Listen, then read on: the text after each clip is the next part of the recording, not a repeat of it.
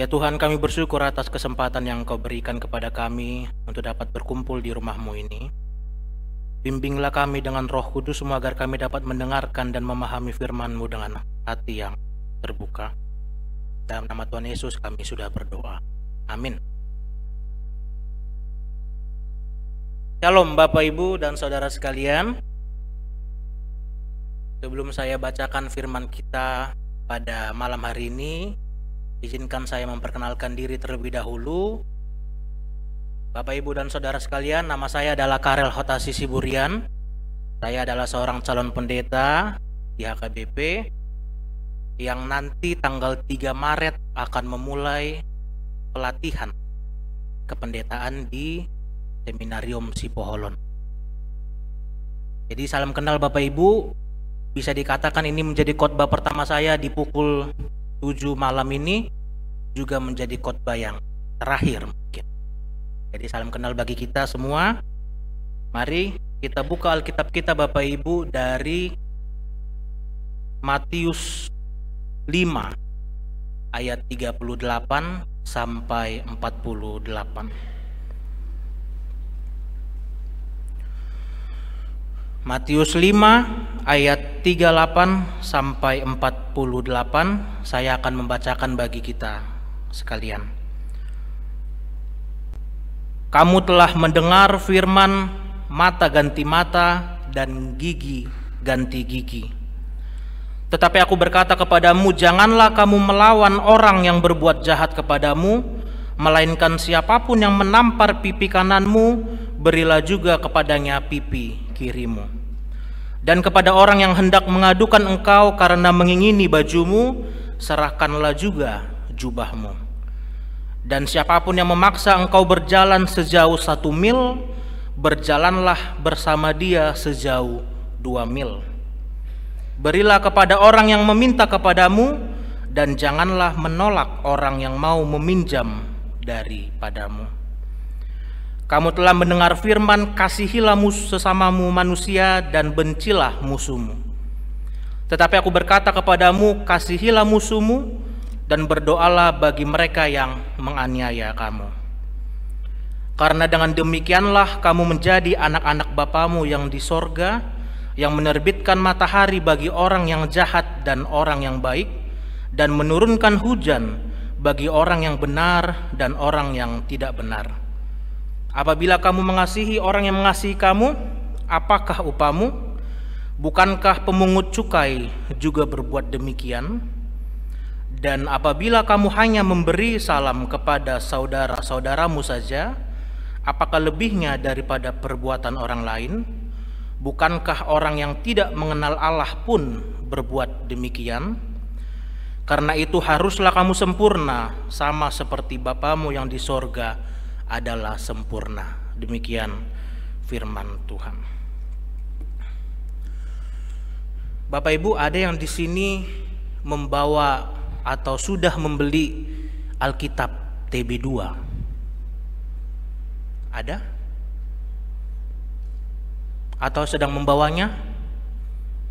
Atau mungkin rata-rata kita masih menggunakan Alkitab yang TB, terjemahan baru? Bapak Ibu, sebagai pengantar, di Alkitab TB, Alkitab yang tadi kita baca, LAI atau Lembaga Alkitab Indonesia itu masih membagi perikop yang kita baca itu secara garis besar dari ayat 17 sampai 48. Coba nanti lihat di Alkitab TB kita, judul perikop itu baru di ayat 17 adanya. Baru ayat 17 sampai 48 itulah satu judul perikop. Tapi nanti di terjemahan baru 2 sudah dibagi. Ada setidaknya 7 sampai 8 bagian. Jadi ayat 17 sampai 48 itu sudah dibagi menjadi 7 atau 8 bagian. Dan nanti ayat 38 sampai 48 yang menjadi ayat bacaan kita itu terbagi menjadi 2 bagian. Nah, Bapak Ibu, ayat 38 sampai 42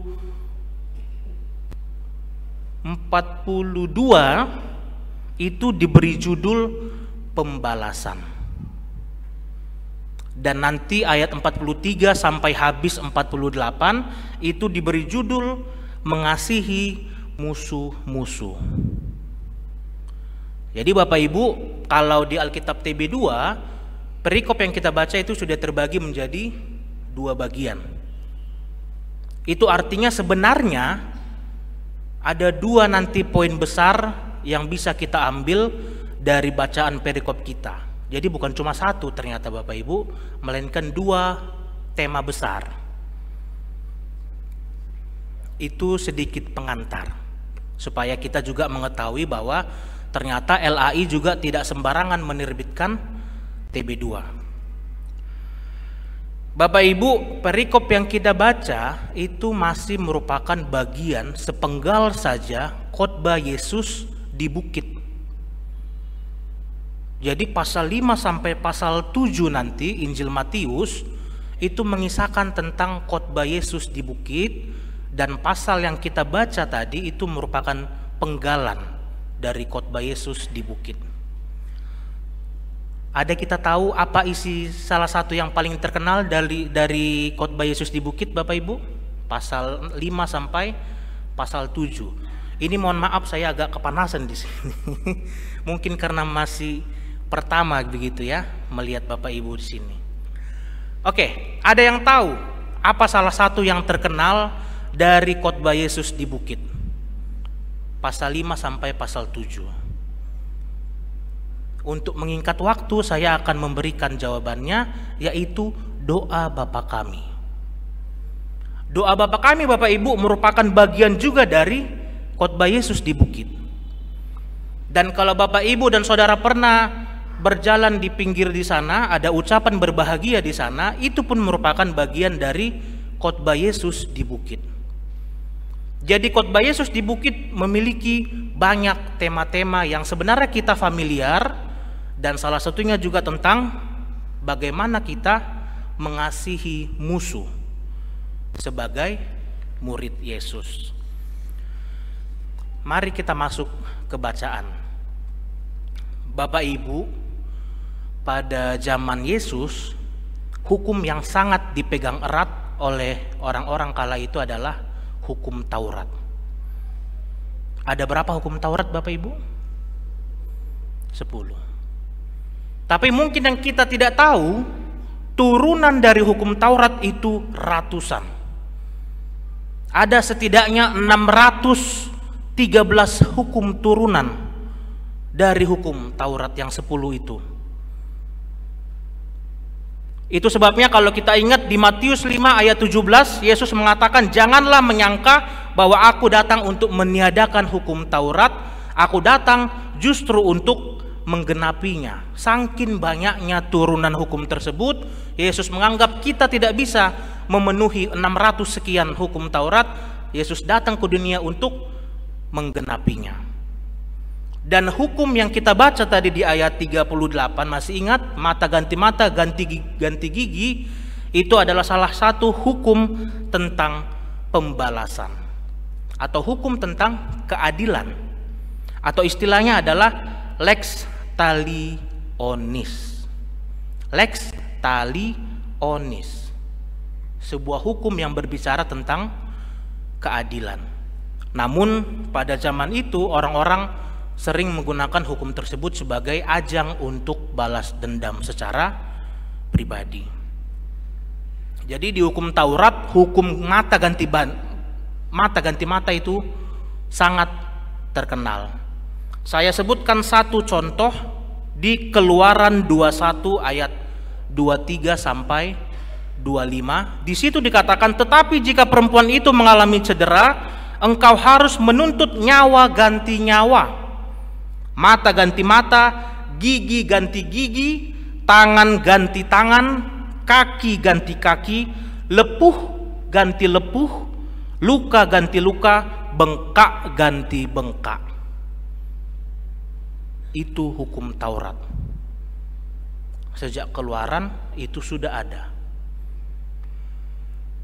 Namun khotbah Yesus di bukit memberikan interpretasi yang baru. memberikan sebuah ide revolusioner yang baru. Yesus mengatakan bahwa pengikutnya harus memberikan pengampunan, harus menunjukkan kasih.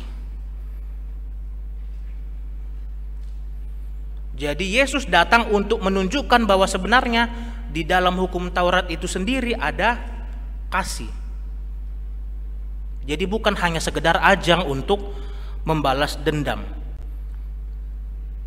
Namun Yesus tidak meminta para pengikutnya hanya untuk memberikan kasih. Yesus juga menunjukkan cara hidup yang demikian. Jadi Yesus tidak hanya berbuat baiklah engkau, tapi Yesus tidak berbuat demikian, tidak. Justru karena Yesus adalah kasih, Yesus memberikan kasih itu, dia justru mengatakan kepada pengikutnya, sempurnalah seperti aku. Itulah tadi di ayat 48. Kita tahu bahwa Yesus pernah dituduh tidak benar, tapi apa yang Yesus lakukan?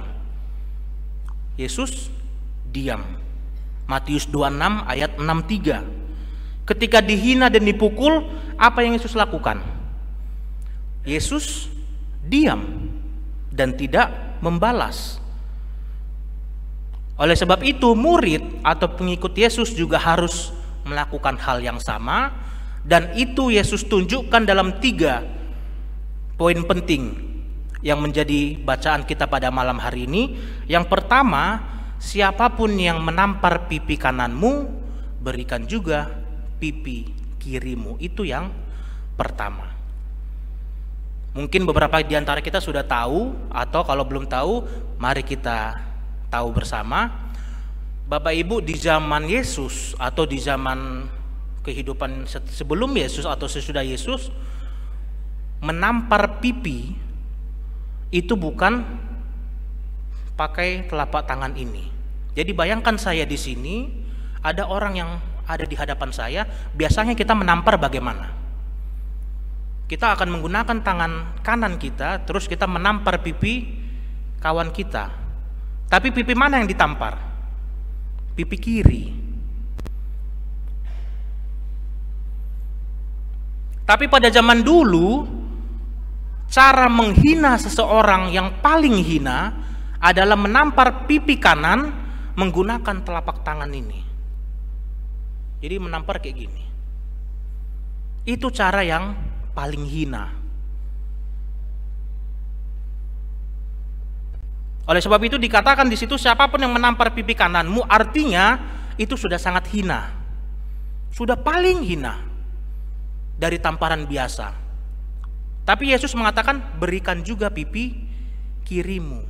Jadi Yesus tidak meminta balas juga, tapi justru Yesus meminta berikan juga pipi kirimu. Itu kenapa kira-kira seperti itu Bapak Ibu? Mungkin kita bisa menyebutnya sebagai respons non kekerasan. Jadi Yesus mengajarkan untuk tidak membalas tindakan kekerasan, tapi dengan memberikan pipi kiri, seseorang menunjukkan bahwa ia tidak akan terprovokasi atau terpancing untuk membalas dendam.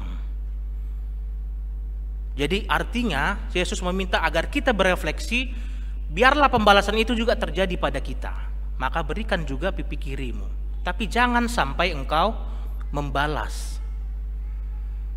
Yesus menekankan pentingnya mengampuni dan mengasihi bahkan kepada mereka yang menyakiti kita.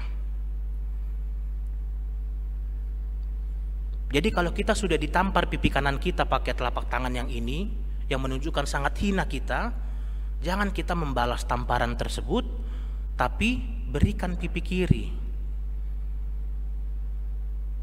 supaya kita juga bisa menahan emosi kita, supaya kita juga jangan membalaskan dendam. Itu poin pertama, jangan membalaskan dendam. Yang kedua di ayat 40, kepada orang yang hendak mengadukan engkau mengingini bajumu, berikan juga jubahmu. Kalau bisa dibilang baju itu mungkin sekarang mohon maaf singlet. Jadi dia langsung menempel ke tubuh kita. Baru nanti misalnya kemeja itulah jubah. Lebih tebal biasanya kemeja itu daripada mohon maaf singlet. Nah, Yesus mengatakan kalau ada orang yang meminta kepadamu baju, berikan juga jubah. Kira-kira kenapa seperti itu, Bapak Ibu? Jadi dalam situasi di mana seseorang meminta baju, Yesus mengajarkan untuk tidak hanya, bayangkan, tidak hanya memberikan apa yang diminta, tetapi memberikan lebih dari apa yang diminta. Itulah hal yang mencerminkan sikap murah hati dan kerelaan untuk memberikan lebih dari yang diminta dan menunjukkan kasih yang tulus tanpa syarat. Tentu ini tidak dalam arti yang sebenarnya kalau kita tidak punya kemeja, kalau kita tidak punya baju mau pakai apa. Tapi ini nanti makna teologisnya amat mendalam. Kalau ada orang meminta, berikan lebih.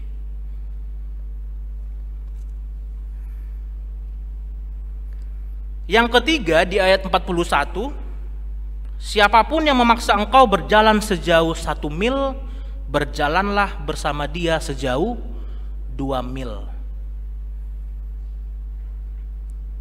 Kenapa seperti itu? Sama seperti yang memberi baju, berikan jubah. Yesus mengajarkan bahwa ketika seseorang dipaksa untuk melakukan sesuatu, jadi pada zaman itu Bapak Ibu, Palestina itu berada dalam kekuasaan Romawi.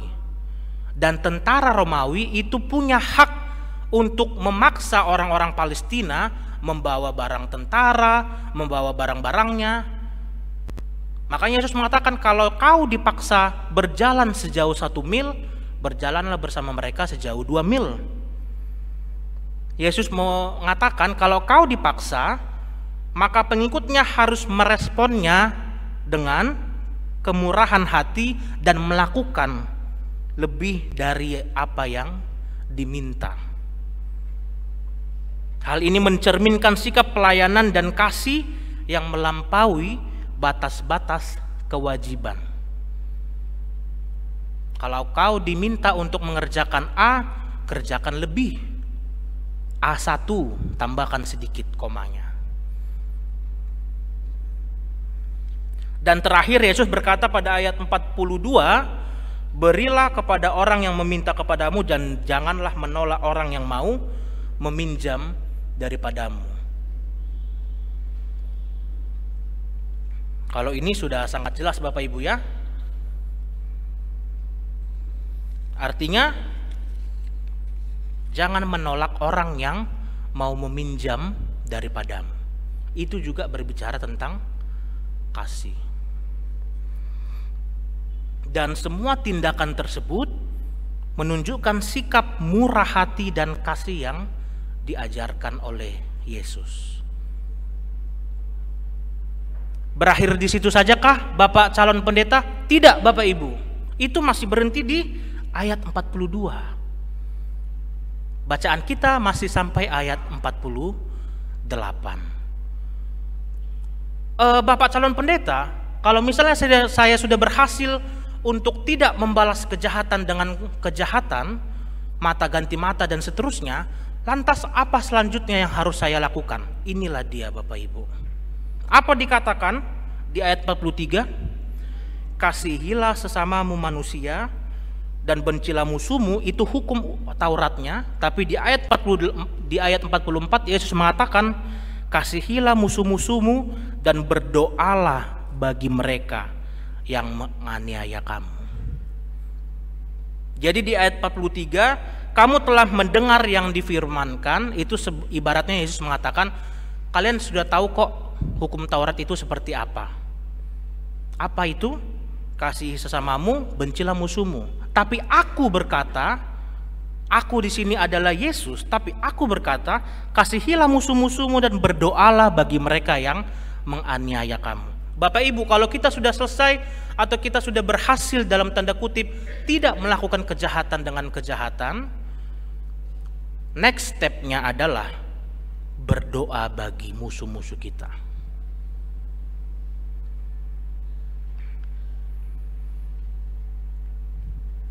Apakah Yesus juga melakukan hal yang demikian? Iya. Siapa yang tahu kapan Yesus berdoa bagi musuh-musuhnya? Pada saat, misalnya salah satunya, pada saat Yesus berada di kayu salib. Bapa, ampunilah mereka sebab mereka tidak tahu apa yang mereka lakukan.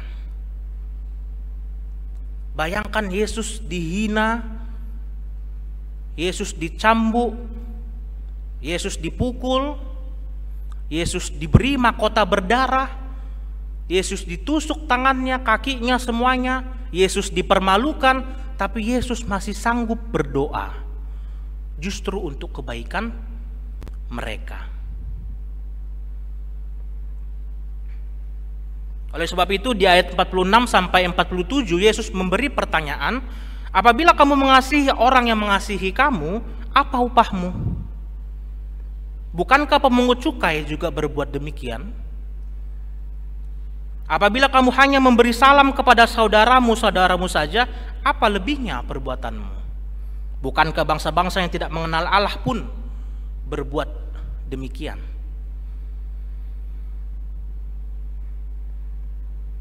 Itu sebabnya Bapak Ibu, Yesus mengatakan, kasihilah musuhmu dan berdoalah bagi mereka yang menganiaya kamu. Karena Yesus juga melakukan hal demikian.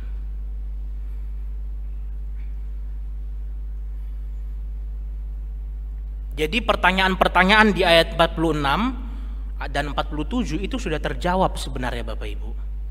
Misalnya tadi kan, apabila kamu mengasihi orang yang mengasihi kamu, apakah upahmu? Bisa kita jawab sekarang? Ya, tidak ada. Baru, bukankah pemungut cukai juga berbuat demikian? Iya sih, gitu. Apabila kamu hanya memberi salam kepada saudara-saudaramu, apa lebihnya perbuatanmu? Oh, tidak ada juga ya. Bukankah bangsa-bangsa yang tidak mengenal Allah pun berbuat demikian? Iya. Atau ibaratnya pencuri akan membantu sesamanya pencuri.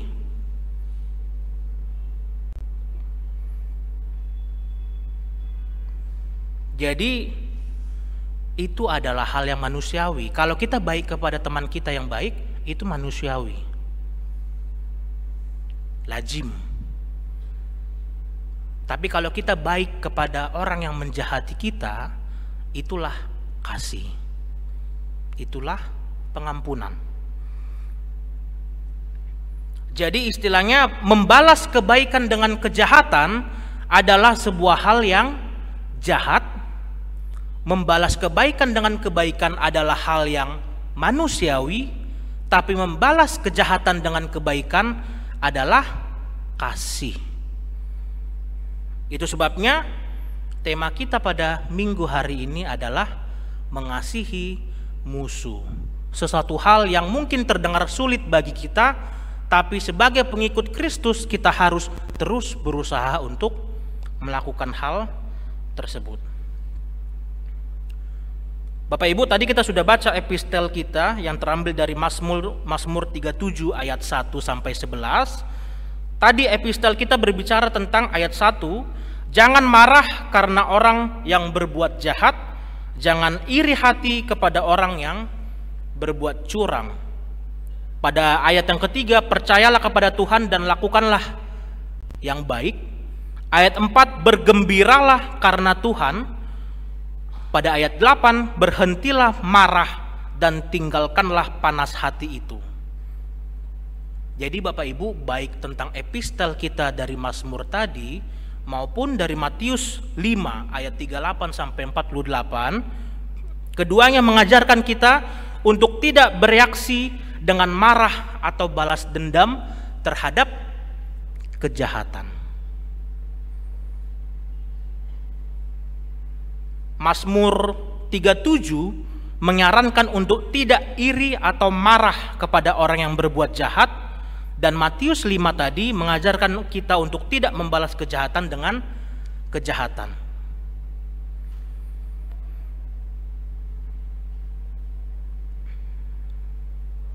Sulit Bapak Ibu? Atau gampang? Pada kenyataannya sulit. Waktu kecil mungkin kita dicuri pulpen kita sama teman kita, mungkin kita sudah marah, sudah membalasnya dengan kejahatan juga. Oh, besok aku curi juga lah pulpennya. Atau misalnya waktu kita ujian, misalnya lagi UTS, kita berusaha untuk tanya ke teman-teman kita, apa jawabannya ini, apa jawabannya, tapi pura-pura nggak dengar.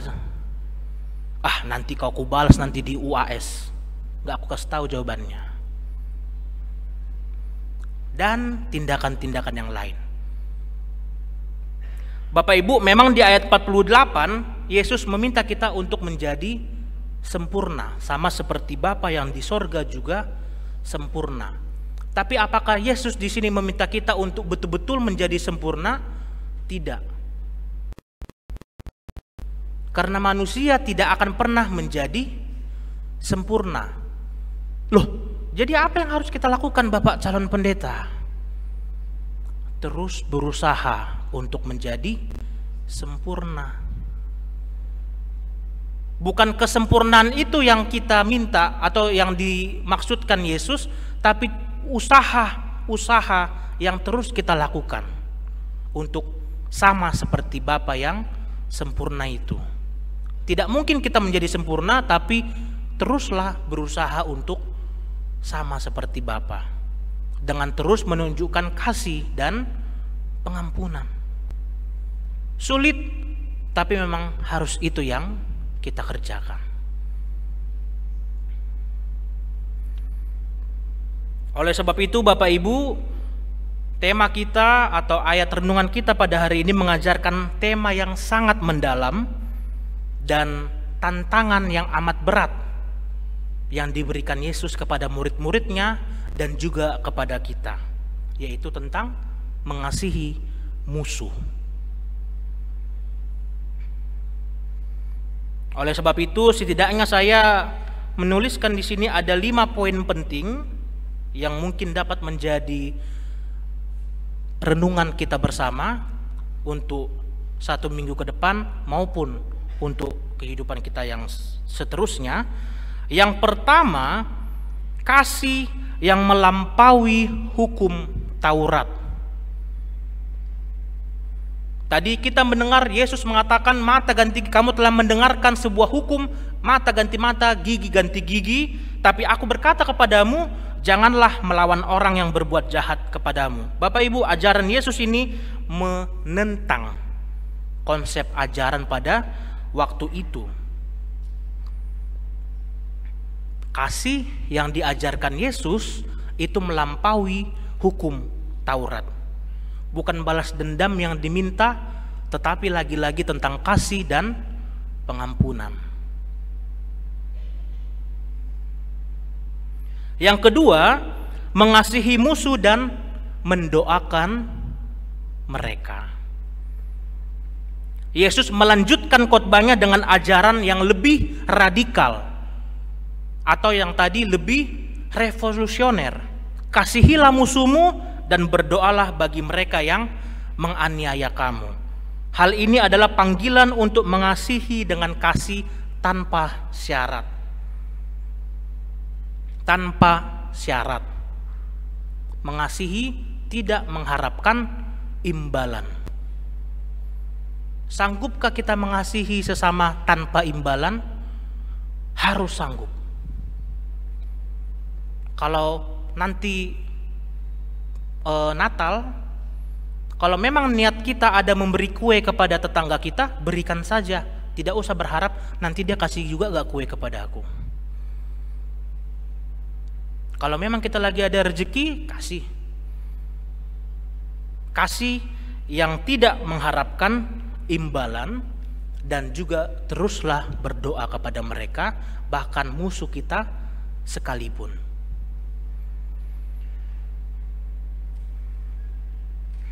Yang ketiga, Bapak Ibu, kesempurnaan dalam kasih. Kita diminta tadi untuk sempurna seperti Bapa. Kesempurnaan itu dicapai melalui kasih yang tulus tanpa imbalan tadi. Seandainya Yesus menunjukkan sikap kasih yang meminta imbalan, mungkin kita tidak akan selamat sampai sekarang, Bapak Ibu. Mungkin Yesus akan mempertimbangkan, aduh, aku udah ditusuk-tusuk ini sama pasukan Romawi, aku sudah dihukum, sudah dicambuk, tapi aku tidak mendapatkan kasih dari manusia yang menyayangi aku, bagaimana ini?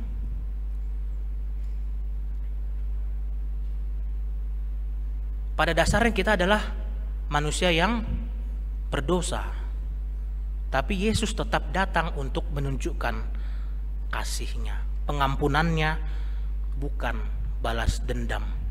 Bahkan Yesus datang ke dunia untuk menggenapi hukum Taurat.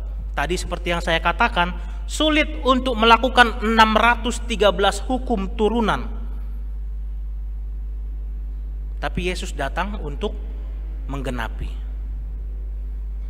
Dan nanti kalau kita baca nanti Injil Matius, ada 2 hukum utama pada akhirnya, yaitu kasih kepada Allah dan kasih kepada sesama manusia.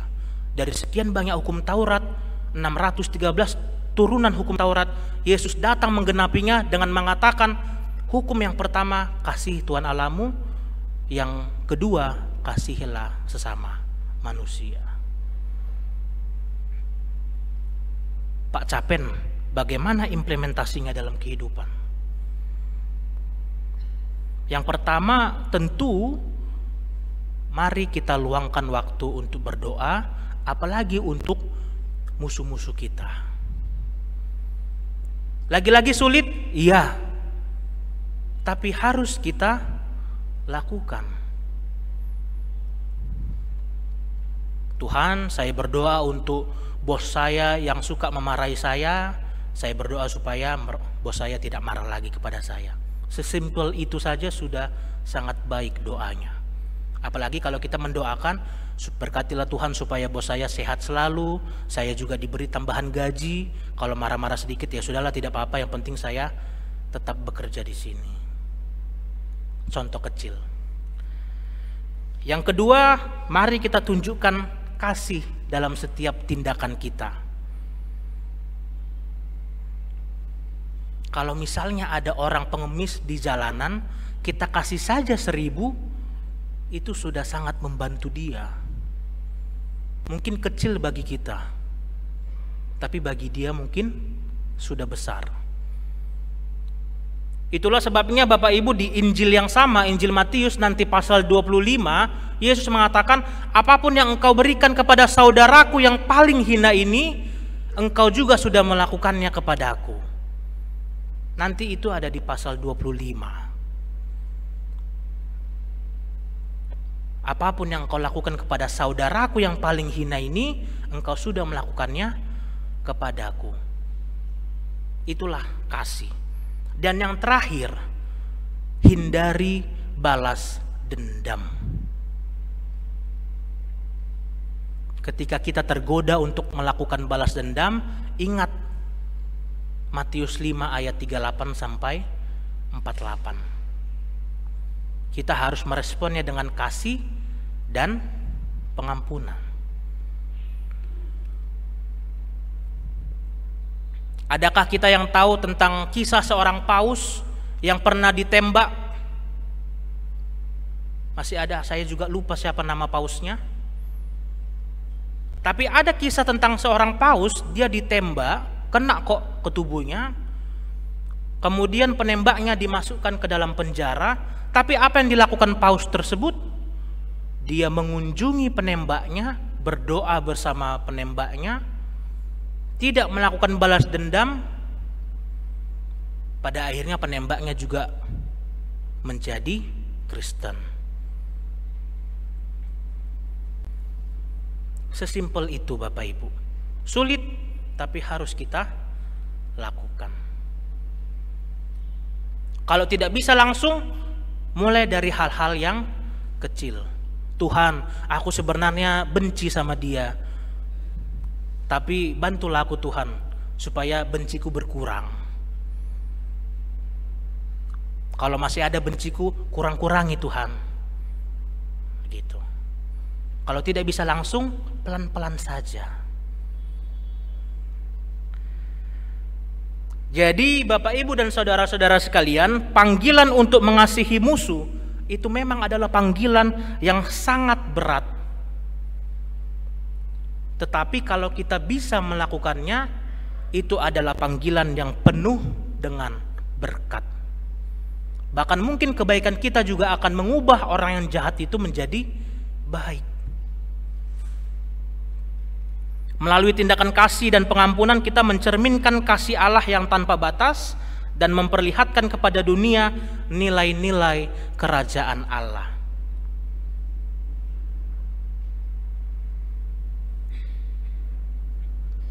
Bapak Ibu, sebelum kita mengakhiri khotbah kita pada malam hari ini, boleh kita bernyanyi satu lagu? Nah, ini pemusik kita hebat-hebat. Maaf abang kakak ya, agak mendadak. Lagunya gampang kok, sentuh hatiku. Bisa kita nyanyikan seperti biasa tanpa layar Bapak Ibu ya, itu lagunya sudah sangat umum. Kita main di mana bang? Semoga lagu ini juga bisa membawa perubahan bagi kita, membawa nilai yang baru dan menjadi pemberi kasih kepada sesama kita, bahkan sesama yang jahat. Mari Bapak Ibu kita bernyanyi.